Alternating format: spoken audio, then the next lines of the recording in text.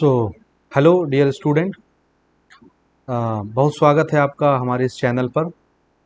आप सबको पता है कि त्योहारों का सीज़न चल रहा है और दिवाली के मौके पर मैं ये वीडियो बना रहा हूँ। काफ़ी लंबा समय गुजर चुका है, आपके साथ कोई डिस्कशन हमने नहीं किया है। धीरे धीरे अब हमारे बोर्ड एग्ज़ामिनेशन का समय बिल्कुल नज़दीक आ रहा है, तो ज़रूरी समझता हूँ मैं कि हम अपने पढ़ाई से रिलेटेड भी कुछ चीज़ें अपने चैनल से डिस्कस करें, ताकि आप लोगों का मनोबल पढ़ाई के लिए बन सके और आप अपनी पढ़ाई छुट्टी और इन्जॉयमेंट के साथ साथ पूरी कर सकें। आम तौर पे हमारे यहाँ छत्तीसगढ़ में मेजॉरिटी ऑफ द स्टूडेंट्स ऐसे होते हैं जिनको ऐसा लगता है कि हम आखिरी वक्त में पढ़ करके 100 आउट ऑफ 100 स्कोर कर लेंगे और बहुत अच्छा नंबर लेकर के बोर्ड एग्ज़ाम में निकल जाएंगे। आप जिस स्कूल में पढ़ते हैं या जिस क्लास में पढ़ते हैं, अपने चारों तरफ एक बार नज़र घुमा करके देखिएगा, आपको ऑलमोस्ट 95 प्लस परसेंटेज स्टूडेंट ऐसे मिल जाएंगे जिनका यही रवैया रहता है कि हम आखिरी में पढ़ के निकल जाएंगे, उनको पढ़ाई लिखाई से कोई मतलब नहीं होता। तो आज की इस वीडियो में हम डिस्कस करेंगे कि भैया हमारे पास समय बहुत कम बचा हुआ है और इतने कम समय को भी अगर हमने गवा दिया ऐसे ही, तो फिर ना हम इधर के रहेंगे ना उधर के रहेंगे। और रिज़ल्ट तो आप सबको पता है, अभी हाल ही में हमने कुछ पोस्ट डाले थे, उन पोस्ट के दर्शन भी हम अभी आपको कराते हैं ताकि चीज़ें आपको अच्छे से समझ में आ सकें। ठीक है, तो बात आगे बढ़ाते हैं। तो आपको अंदाज़ा भी नहीं होगा कि रिज़ल्ट कितना ख़राब हो सकता है। अब आप देखिए, अक्टूबर का महीना ख़त्म होने की कगार पर है और हमारे पास सिर्फ नवंबर, दिसंबर, जनवरी रह गया है आपके कोर्स को ख़त्म करने के लिए, 3 महीने। क्योंकि फरवरी का 1 महीना बच्चों के रिवीजन के लिए होता है, थोड़ा सा बच्चों को रिलैक्स रखने के लिए होता है। और बहुत सारे सब्जेक्ट हैं तो बहुत सारे रिवीजन का भी झंझट रहता है, फिर बहुत सारे पेपर आपको सॉल्व करने होते हैं। ले दे के हमारे पास 3 महीने बचे हुए हैं पढ़ाई के लिए। और आप सबको पता है कि आपके स्कूल में, विद्यालय में जो आपका सिलेबस है वो किस गति से चल रहा है। ठीक है, तो एक तरफ बच्चों को सिलेबस ख़त्म करने का टेंशन होता है, दूसरी तरफ उनको रिवाइज करने का टेंशन होता है। यानी टेंशन बहुत सारा है और समाधान बहुत कम है। इस वजह से इस वीडियो का आना इस टाइम पर बहुत ज़रूरी था कि जो बच्चे अभी भी एकदम रिलैक्स घूम रहे हैं कि हमारा कुछ नहीं हो सकता या हमको कोई फ़र्क नहीं पड़ता, हम एक दिन वनडे खेलेंगे और अपना एग्ज़ाम क्रैक करेंगे, तो भैया ऐसा सिर्फ क्रिकेट की दुनिया में होता है, रियल दुनिया में नहीं होता। ठीक है, रियल दुनिया का मतलब ये है कि ये पढ़ाई वाली दुनिया जो है, हमारी एजुकेशन की दुनिया या बोर्ड एग्जाम की जो दुनिया होती है, वहाँ एक दिन का वनडे मैच नहीं होता। यहाँ आपको शुरू से थोड़ा थोड़ा करके प्रिपरेशन करना पड़ता है। अभी आप सबको पता है कि हमारी जो छत्तीसगढ़ बोर्ड है वो इस साल से यानी 2024 से बच्चों को 2 बार 3 बार एग्ज़ाम लिखने के अवसर प्रदान कर रही है। मैंने पिछली वीडियो में या कम से कम इंस्टाग्राम पोस्ट में ये आपको बताया था 10th और 12th का रिजल्ट किस प्रकार से आया है द्वितीय मुख्य परीक्षा का। आइए एक बार आपको दर्शन कराते हैं द्वितीय मुख्य परीक्षा का परिणाम किस तरह से आता है, ताकि आपको ये बात समझ में आए कि भैया फेल नहीं होना है गलती से भी। क्योंकि अगर आप फेल हो गए तो आपका ये साल तो जाएगा ही जाएगा, अगला साल भी आपका ख़त्म हो जाएगा। क्योंकि नेक्स्ट ईयर आप सेकंड मेन एग्ज़ाम का रिज़ल्ट लिखेंगे, फिर उसका रिज़ल्ट आएगा और वो आएगा सितंबर अक्टूबर तक, और तब तक आपके सभी कॉलेज के एडमिशन फुल हो चुके होंगे। या अगर आप 10वीं की परीक्षा सेकंड मेन एग्ज़ाम देंगे तब तक आपके 11th का एडमिशन फुल हो चुका होगा, आधा सिलेबस ख़त्म हो चुका होगा। कुल मिला के आपका कैरियर चौपट, आपके 2 साल बर्बाद हो जाएंगे। तो आइए एक नज़र मारते हैं 2024 के सेकंड मेन एग्ज़ाम 10th और 12th में कितने परसेंटेज स्टूडेंट पास हुए, कितने फेल हुए, कितने रजिस्टर्ड हुए। एक नज़र देखिए, तब आपको बात समझ में आएगी और आपकी आंखें खुलेंगी। ठीक है, यहाँ आप देख सकते हैं देख लीजिए एक नज़र। यहाँ देखिए, सबसे पहले तो क्लास 10th को समझिए। ठीक है, सीजी बोर्ड 10th का रिजल्ट देखिए 2024 का, सिर्फ 15% बच्चे जो है यहाँ पर पास होते हैं। सिर्फ 15% बच्चे, 100% में 15% बच्चे। अब ये 100% में किसको बोल रहा हूँ, यहाँ पर देखिए नीचे जब आपकी नज़र जाएगी तो आपको समझ में आएगा कि रजिस्ट्रेशन करवाने वाले जो बच्चे थे उनकी संख्या कितनी थी, सिर्फ देखिए 45,850 स्टूडेंट ने सेकंड मेन एग्जाम के लिए रजिस्ट्रेशन करवाया, जिसमें से 43,722 स्टूडेंट ने अपना परीक्षा लिखा। सेकंड मेन एग्जाम की बात हो रही है। जाहिर सी बात है इसमें मेजॉरिटी वही होंगे जो फेल हैं। बहुत कभी बच्चे ऐसे होते हैं जिनका अपना श्रेणी सुधार कराना होता है या कम नंबर आए हैं उसको इम्प्रूव करने के लिए एग्जाम दे रहे हैं, ज़्यादातर बच्चे फेल वाले ही हैं। अब इसमें बच्चों की संख्या देखिए, बॉयज़ की संख्या है 22,581 और गर्ल्स की संख्या 21,141, यानी टोटल 43,722 स्टूडेंट ने क्लास 10th का एग्जाम लिखा, सेकंड मेन एग्जाम। अब इसमें से पास कितने हुए देखिए, मात्र 6,642 बच्चे, सिर्फ 6,642 बच्चे पास हुए हैं। ठीक, अब आप 43,000 में 6,000 घटा के देख लीजिए, ऑलमोस्ट 28,000 27,000 बच्चे फेल हो गए। ठीक है, या यहाँ देखिए मैंने नीचे नोट किया हुआ है 37,080 बच्चे फेल हो गए। 37,000, 27 कह रहा था मैं, 37,080 बच्चे फेल हो गए। तो फेल होने वाले का रेशियो बढ़ चुका है भैया, आंखें खोलिए। मात्र 15% बच्चे यहाँ पर पास होते हैं। इसी प्रकार से अगर आप क्लास 12th के रिजल्ट पर एक नज़र मारें तो यहाँ देखिए 10वीं से तो काफ़ी हद तक अच्छा था ये, 32% बच्चे पास होते हैं क्लास 12th के रिजल्ट में।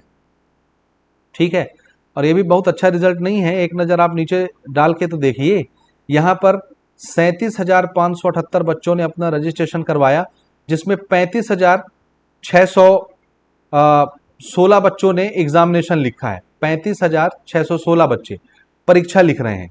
ठीक, और पास कितने हुए 35,000 बच्चों में, 11,000 बच्चे कुल पास हुए।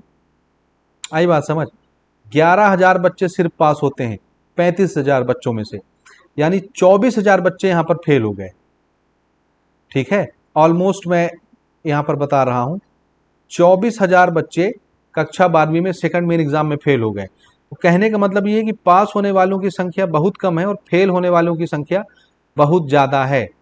तो इस डाटा को मद्देनज़र रखते हुए ही आपको अब आगे काम करना है, और अगर इससे भी आपकी नींद नहीं खुल रही है तो फिर आपका कुछ नहीं हो सकता।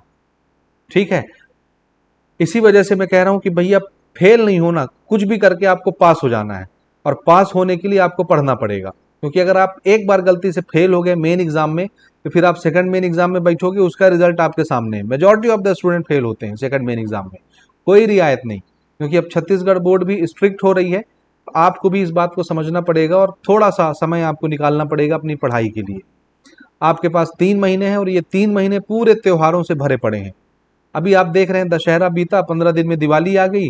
दिवाली का छुट्टी हम सबको पता है, 8 दिन की छुट्टी मिली संडे से संडे। 27 अक्टूबर 2024 से लेकर के 3 नवंबर 2024 तक आपकी छुट्टी है।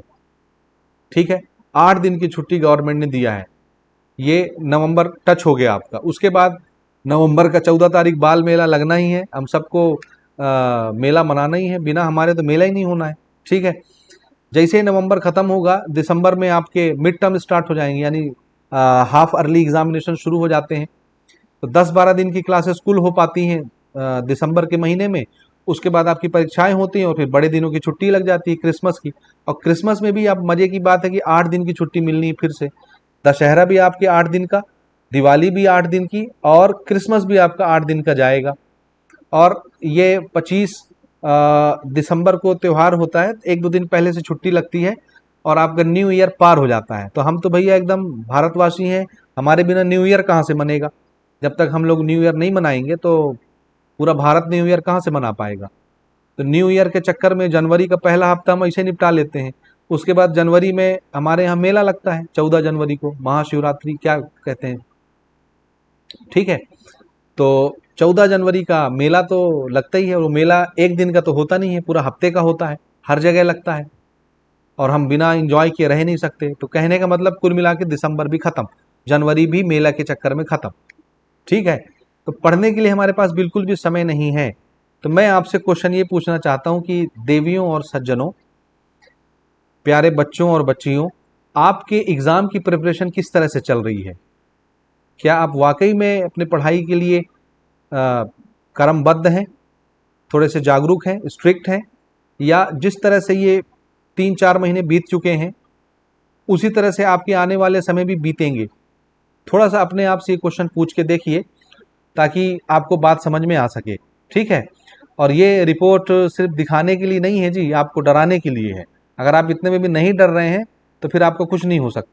ठीक, तो भैया आपकी एग्जाम की तैयारी कैसे चल रही है, पहली बात तो ये है। तो इसमें समझिए, पहला तो वो बच्चा है जो मस्त सो रहा है। ठीक, मस्त नींद ले रहा है, मस्त सो रहा है, उसको मस्त मजे की नींद आ रही है। ठीक, कोई टेंशन नहीं है। टेंशन कब होगा, जब परीक्षा आएगा तब देखा जाएगा।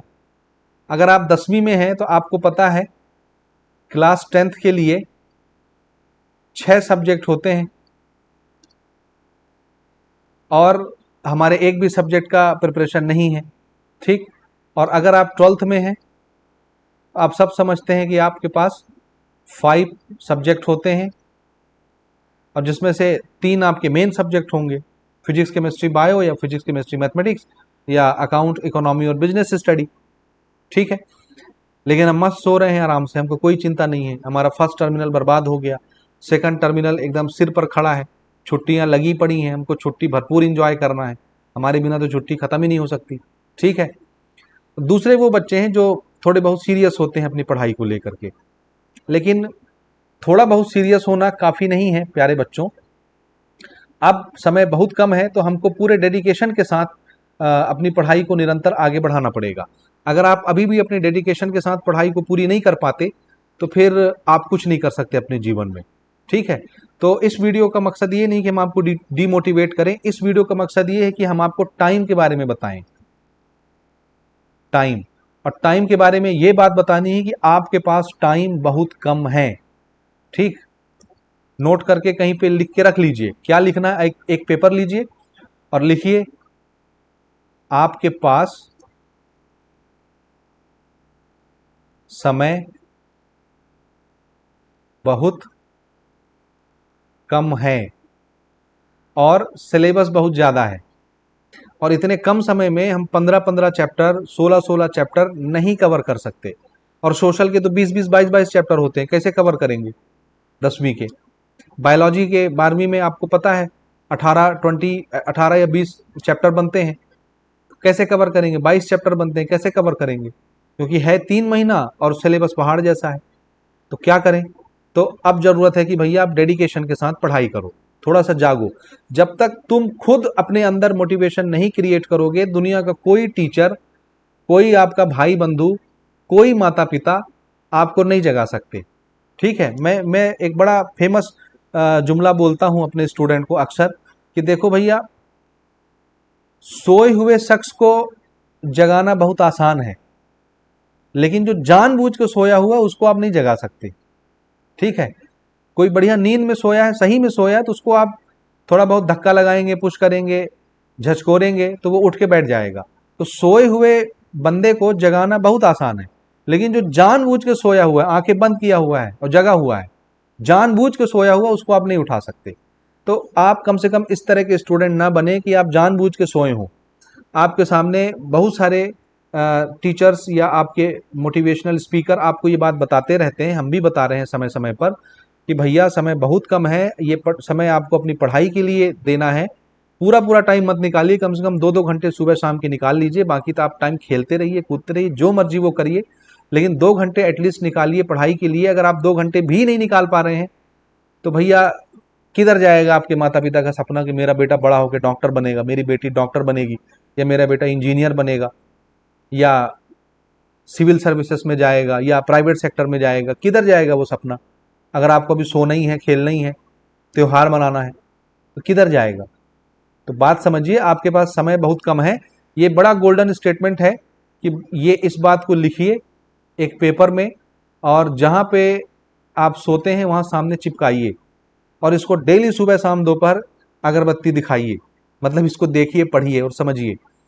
1 से 2 घंटे आप मॉर्निंग के निकाल लीजिए, 1 से 2 घंटे आप इवनिंग के निकाल लीजिए, बाकी टाइम आप जो मर्जी वो करिए, लेकिन पढ़िए, सिलेबस को ख़त्म करिए।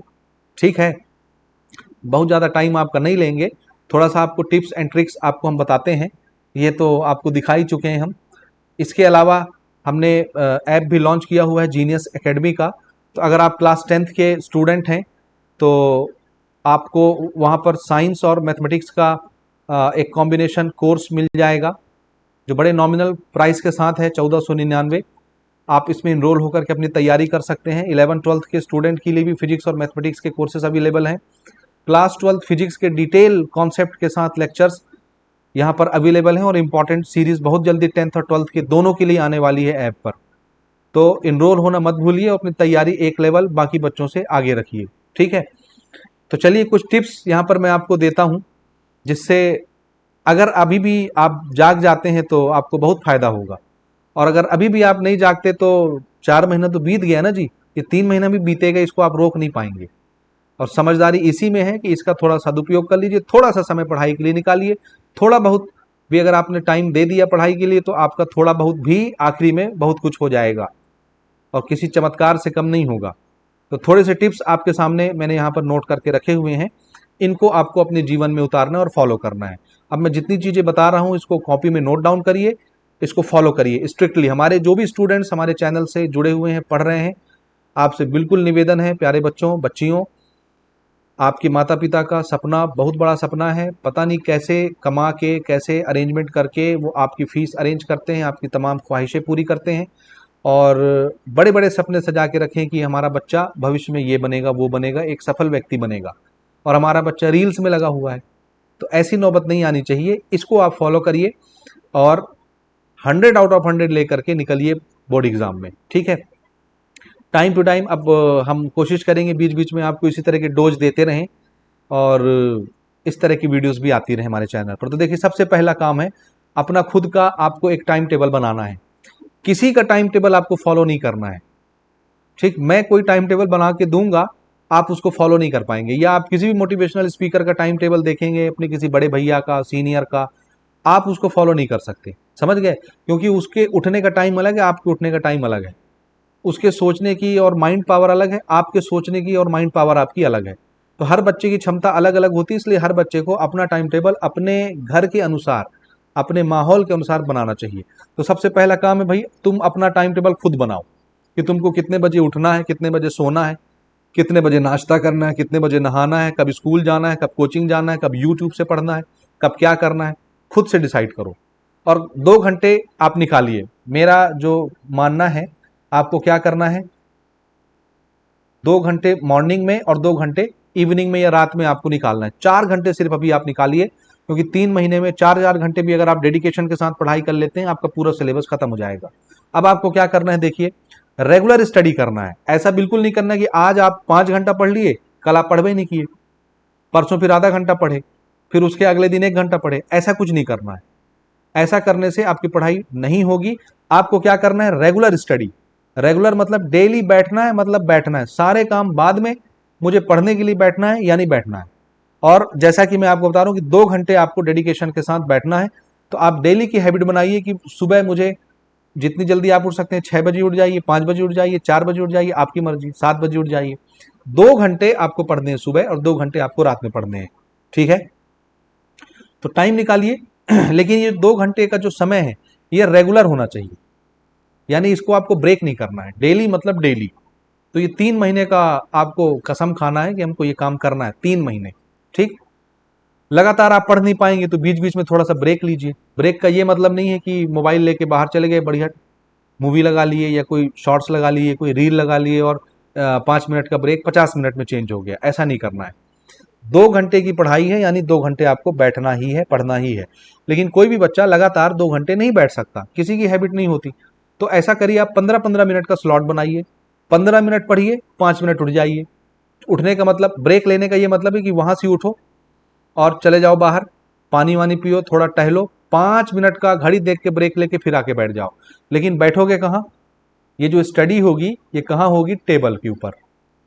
आपको बेड के ऊपर नहीं पढ़ना है, टेबल और चेयर। अपने मम्मी पापा को कहो भैया कि हमको एक छोटा सा टेबल और चेयर स्टडी पर्पस के हिसाब से अरेंज करवा दें। अगर है तो गुड इनफ, और नहीं है तो अरेंज करिए। बेड में बैठ के मत पढ़िए, जमीन में बैठ के मत पढ़िए, सोफा सेट में बैठ के मत पढ़िए। जहां लेटने की व्यवस्था है वहां बैठ के नहीं पढ़ना है। नहीं तो पता चला 10 मिनट बैठे, उसके बाद थोड़ी कमर सीधी कर लेते हैं, लेट लेते हैं, और लेट गए तो फिर लेटे रह गए। ऐसा होता है, लेट हो जाते हैं अपन, है ना। तो आपको टेबल और चेयर पर बैठ के पढ़ाई करनी है। हर 15 मिनट 20 मिनट के बाद आपको 5 मिनट का ब्रेक लेना है, और इन 5 मिनट के ब्रेक में आपको क्या करना है, 1 गिलास पानी पीना है। और जाहिर सी बात है, बार बार आप 1 गिलास पानी नहीं पी पाएंगे, तो कम से कम 2 घूंट पानी आपको पीना ही पीना है और चलना है। ठीक, 5 मिनट के ब्रेक में 1 गिलास वाटर प्लस वॉकिंग करना है आपको। ठीक, समझ आया? तो हर 15 मिनट 20 मिनट के बाद 5 मिनट का ब्रेक लीजिए। ब्रेक में आपको क्या करना है मैंने बता दिया, थोड़ा सा चलना है, टहलना है, पानी पीना है, फिर आके बैठ जाना है।